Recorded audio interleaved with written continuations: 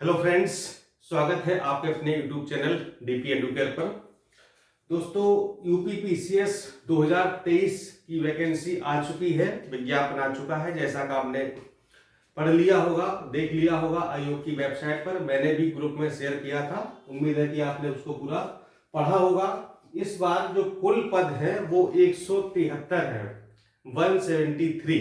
ठीक है, तो मुझे लगता कि एक समस्या तो यहाँ पर भी लोगों को होगी कि इतने कम पद क्यों हैं इस बार। ठीक है, तो इस पर हम बहुत ही विस्तार से चर्चा करेंगे कि पद कम नहीं है, पद अभी कितने और बढ़ेंगे, तो हम लोग उस पर विस्तार से आएंगे।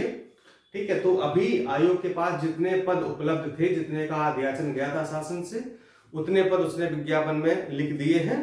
लेकिन पदों की संख्या अभी अध्याचन और भी जा चुका है और आगे और जाएगा। किन किन पदों का गया है, किन किन पदों का नहीं गया है, किनका और जाएगा, कितने पद और बढ़ेंगे, इन सब पर भी आपसे भी हम चर्चा करेंगे, उस पर आएंगे। प्रारंभिक परीक्षा की तिथि कब है? 14 मई को एग्जाम है, 14 मई 2023।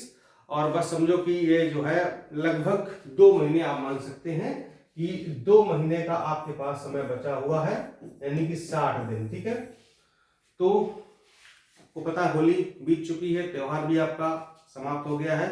तो अब आपका अगला त्योहार कब है? अगला त्योहार आपका होना चाहिए 14 मई को। ठीक है, तो होली दिवाली सब एक साथ मनाइए, जैसे भी आप मनाना है आपको। तो चलिए कुछ बेसिक बातें हम लोग स्टार्ट कर मतलब देख लेते हैं कि कैसे कैसे करना है, कैसे फॉर्म भरना है, ओटीआर वगैरह। और इस बार आपका जो मेंस का पैटर्न है, मेंस का सिलेबस है, वो चेंज हो चुका है। जो ऑब्जेक्टिव था वो ऑप्शनल सब्जेक्ट, जो वैकल्पिक विषय था वो हट गया है। उसके स्थान पर उत्तर प्रदेश विशेष के 2 पेपर लाए गए हैं। सिलेबस मैंने ला के रखा, अभी आपको बताएंगे कि उन पेपरों में क्या क्या होगा। ठीक है, तो पहले हम लोग बेसिक डेट समझ लेते हैं। आवेदन प्रारंभ होने की तिथि कब से? 3 मार्च से प्रारंभ हो गई। आप लोग फॉर्म भरना शुरू कर दीजिए आयोग की वेबसाइट पर जाकर के। बैंक में शुल्क जमा करने की तिथि है 3 अप्रैल तक, यानी कि 1 महीने का समय दिया गया है। और कंप्लीट आवेदन सबमिट करने की अंतिम तिथि है 6 अप्रैल। ठीक है, तो 3 अप्रैल तक आपको बैंक में शुल्क जमा करना है अपनी कैटेगरी के अनुसार, और 6 तारीख तक अंतिम, यानी 6 अप्रैल तक सबमिट कर देना। ठीक है, तो इन सब डेट का इंतजार मत करिए, तत्काल जाइए कैफे पर, या आप खुद से मोबाइल से कंप्यूटर से भर लेते, तुरंत फॉर्म भर दीजिए। क्योंकि लास्ट टाइम में क्या होता है, आयोग की साइट पर बहुत ज्यादा ट्रैफिक आ जाता है, तो समस्या बहुत ज्यादा हो जाती है। ठीक, तो ये सब जो है झमेलों मत पड़िए, अभी तुरंत भर दीजिए। हाँ, ओटीआर वन टाइम रजिस्ट्रेशन। ठीक है, तो ये ओटीआर जरूरी है। ओटीआर पहले आप ओटीआर रजिस्ट्रेशन कर लीजिए आयोग की साइट पर जाकर के, वहां पर पूरी प्रक्रिया समझ लीजिए कैसे कैसे करना है। नहीं आता है तो कैफे में जाके करवा लीजिए, वो लोग करते रहते हैं, उनको सब पता होगा। ठीक, मेंस में जरूरत पड़ेगी इसकी। जब आप इसकी मुख्य परीक्षा का फॉर्म भरेंगे और बैंक में शुल्क जमा करने जाएंगे तो ओटीआर की आवश्यकता पड़ेगी। इसलिए बिना ओटीआर के, मैं बार बार कह रहा हूं कि बिना ओटीआर के फॉर्म बिल्कुल भी मत भरिएगा, सब गड़बड़ हो जाएगा। ठीक है, और लोक सेवा आयोग की आगामी वैकेंसी जो भी होंगी 1 अप्रैल 2023 से जो भी विज्ञापन आएंगे आयोग के, उन सभी के लिए ओटीआर कंपलसरी हो जाएगा, इसलिए आप लोग भर दीजिए। ठीक है, क्योंकि आपका जो मेंस का फॉर्म आएगा वो सितंबर में मेंस है। ठीक है, तो अप्रैल की बाद ही है, तो वहां पर ओटीआर कंपलसरी हो जाएगा। इसलिए अभी ओटीआर पहले कर लीजिए, इसके बाद जो है आप लोग फॉर्म अप्लाई करिएगा तो ज्यादा बेटर रहेगा मेरे हिसाब से। ठीक, तो ये तो हो गया, पर आपको इतने बताई दी है। ठीक, अब देखिए जो लोग कुछ नए हमसे जुड़े हुए हैं या जो लोग पहली बार एग्जाम दे रहे हैं, तो उनको हम थोड़ा सा मोटा मोटी सिलेबस समझा देते हैं, पैटर्न बता देते हैं। तो आपको बता दूं कि पीसीएस में,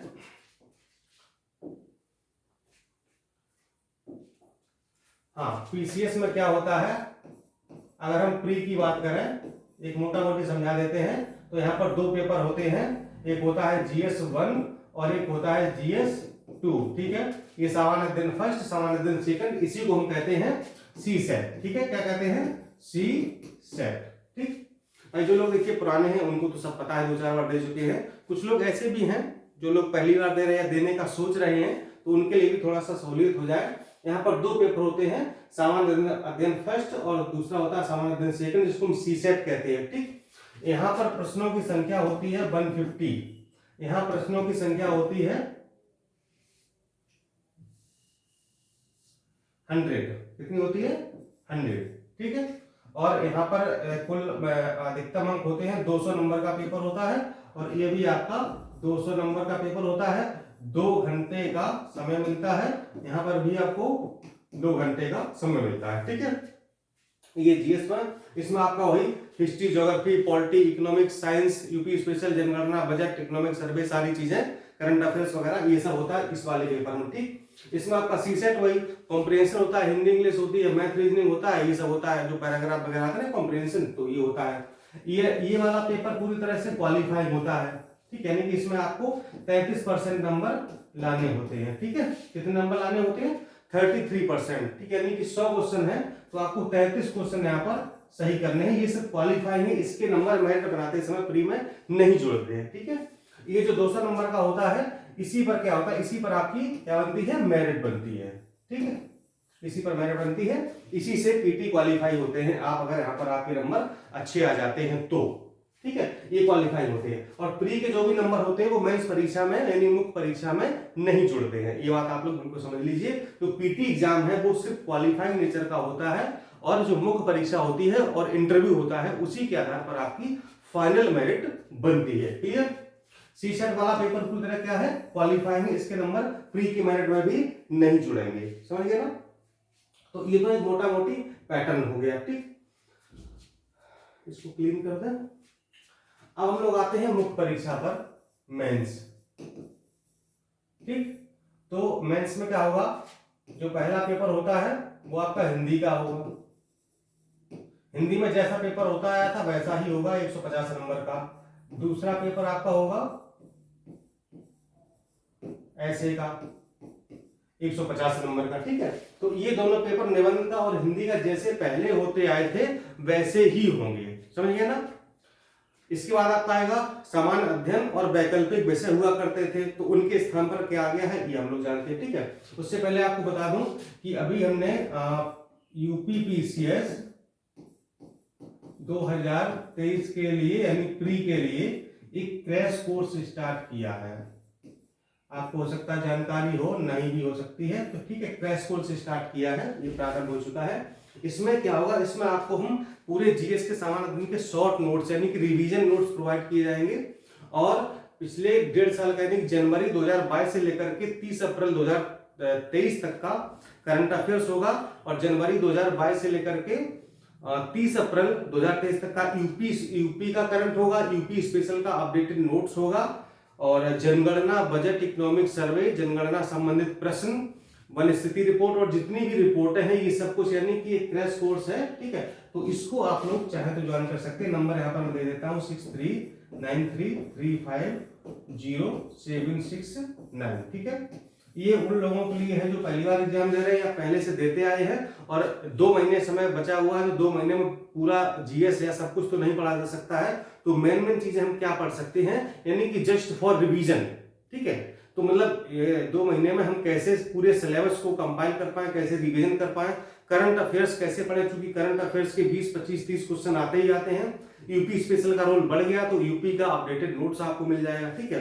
बाकी शॉर्ट नोट्स हर सब्जेक्ट के अलग अलग है, रिवीजन पर्पज से है, बिंदुवार नोट्स बनाए गए हैं, प्रीवियस ईयर्स के पेपर उसमें इंक्लूड किए गए, वो सारी चीजें मिल जाएंगी, जितनी भी रिपोर्टें हैं वो सारी मिल जाएंगी, जनगणना, बजट, इकोनॉमिक सर्वे, जो भी 2023-24 का बजट, 2022-23 का बजट, यानी कि सारी चीजें आपको यहाँ पर मिल जाती है। तो आप लोग संपर्क कर सकते हैं इस नंबर पर व्हाट्सएप के माध्यम से या फिर कॉल करके, तो आपको ये क्रैश कोर्स यहाँ से मिल जाएगा। ठीक है। मिलने कैसे मिलेगा ये प्रक्रिया पर आपको बता दी जाएगी। ठीक, 2 पेपर ये पहले होते थे। इसके बाद आता है आपका तीसरा पेपर, जीएस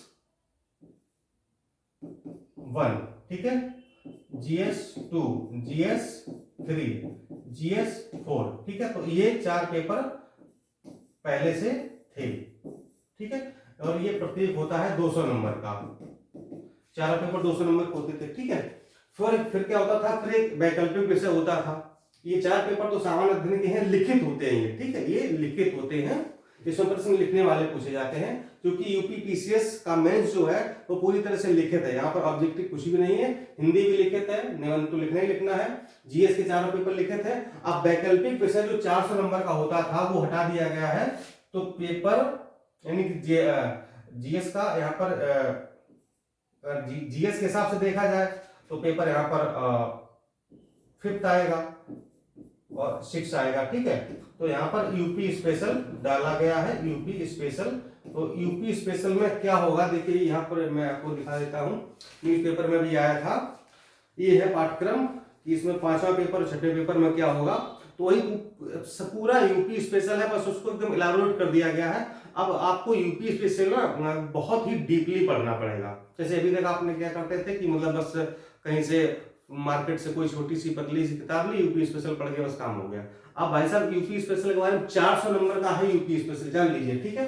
200 नंबर का ये वाला पेपर होगा 5वां और 200 नंबर का आपका होगा 6वां पेपर, यानी कि 400 नंबर है यूपी स्पेशल, ये जान लीजिए, ठीक है। और यहाँ पर जो जीएस के 4 पेपर पहले से हैं, इसमें भी यूपी से संबंधित चीजें हैं पहले से ही, ठीक है। और पीटी में आपका यूपी स्पेशल आता है सो अलग से।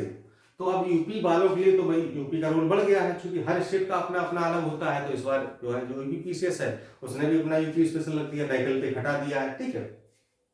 तो ये बहुत अच्छी बात है, और जो यूपी के लोग हैं उनके लिए और भी अच्छी बात है, ठीक है। लेकिन कुछ लोगों के लिए ये गलत भी हो सकता है, जैसे कुछ लोग यूपीएससी की तैयारी करते हैं, वो विषय पढ़ते हैं और उनको यूपी स्पेशल अलग पढ़ना पड़ेगा, या जो अदर स्टेट के हैं उनको यूपी स्पेशल अलग से पढ़ना पड़ेगा, ठीक है। तो कुल मिलाकर के जो भी है ना, मतलब जो भी आयोग ने किया है तो उसके निर्णय से हम सभी को सहमत होना ही पड़ेगा, क्योंकि आयोग सर्वोच्च है, संवैधानिक संस्था है, ऑटोनोमस बॉडी है, तो उसके अंगेंस्ट तो कोई जा नहीं सकता है। तो हम लोगों को, सभी लोगों को मिलकर के सहमति जतानी पड़ेगी, और जैसा सिलेबस बनाया गया है उसी के अकॉर्डिंग हमको अब तैयारी करनी होगी, क्योंकि जैसी आयोग की डिमांड होगी जब तक हम वैसा नहीं करेंगे तब तक आयोग हमको सेलेक्ट नहीं करेगा, ठीक है।